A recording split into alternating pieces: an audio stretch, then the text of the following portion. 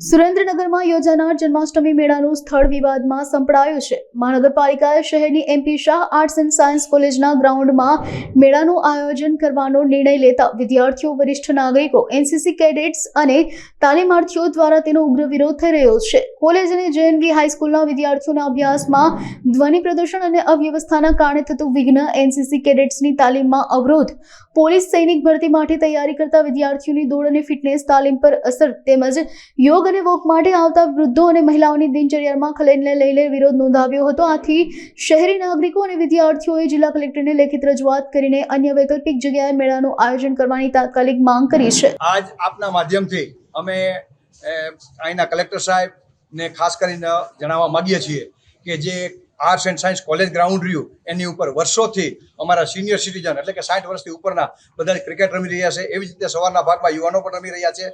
અને ત્યાર બીજી વસ્તુ કે ખાસ કરીને બહેનો તથા પુરુષો બંને ઇવનિંગ વોક અને મોર્નિંગ વોક કરતા હોય છે। તો એની માટે ખૂબ જ સરળ જગ્યા છે અને માત્ર સુરેન્દ્રનગરમાં એક જ એવી જગ્યા છે જ્યાં આ વસ્તુ થઈ શકતી હોય છે। અને ખાસ કરીને ત્યાં આર્ટ્સ એન્ડ સાયન્સ કોલેજ છે।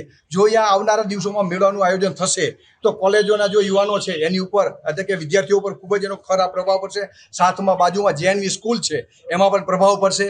અને ત્યાં આપ જોઈ રહ્યા છો અને ગુરુકુળ પણ સામે છે, ધાર્મિક જગ્યા છે। તો જ્યારે મેળો અને એની રાઇટ્સ બનશે તો સ્વાભાવિક છે આ ભાતીગળ મેળો હોવાથી, લોક સંસ્કૃતિ મેળો હોવાથી આ હલ્લા દેકારો બાપાવાળી થતી જ હોય છે અને થાય એ સ્વાભાવિક વસ્તુ છે। તો આ બધાથી બચવા માટે અને ખાસ કરીને જ્યારે મેળાનું આયોજન થતું હોય છે ત્યારે મારું માનવું છે કે મેળો શરૂ થયા પહેલાં અને પછી લગભગ આશરે 1 મહિનાનો સમય વીતી જતો હોય છે। એ 1 મહિના સુધી આ બધા શું કરશે, ખાસ કરીને યુવાનો, અને એમાં ખાસ કરીને જ્યારે યુવાનો જે આર્મી અને પોલીસમાં ભરતી થવા માગે છે એ ડેઈલી અહીંયા રનિંગ માટે આવતા હોય, લોંગ જમ્પ, હાઈ જમ્પ માટે આવતા હોય છે। તો આ બધા વસ્તુને ધ્યાન રાખી અને અમે એક સામાજિક કાર્યકર્તા, અમારી તો સિનિયર સિટીઝન ક્રિકેટ ટીમ છે, અમે રમી છીએ। અમારું મેઇન ધ્યેય એ છે કે યુવાનોને પ્રેરણા આપવી છે અને યુવાનો અમારી પ્રેરણા લઈ અને ભારતીય સેનામાં, પોલીસમાં ભરતી થવા માટે ભાગદોડ કરતા હોય છે। અને આવી બધી એક્ટિવિટી ઘણી બધી થતી હોય છે। તો બધી જ એક્ટિવિટી ખાલી એક માત્ર મેળાને લઈ અને થાય, પણ મેળો પણ આપણી સંસ્કૃતિ છે, ભાતીગળ મેળો છે અને થવો જ જોઈએ એમાં અમે સહમત છીએ। પણ અમે એવું ઈચ્છીએ છીએ કે આ કોઈ બીજી અન્ય જગ્યાએ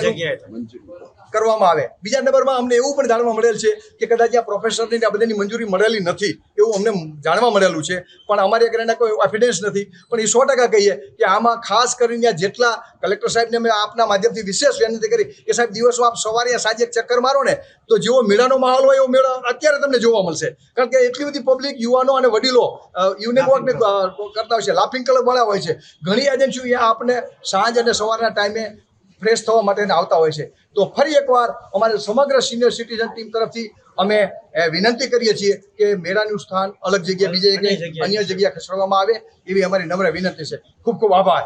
જય હિન્દ।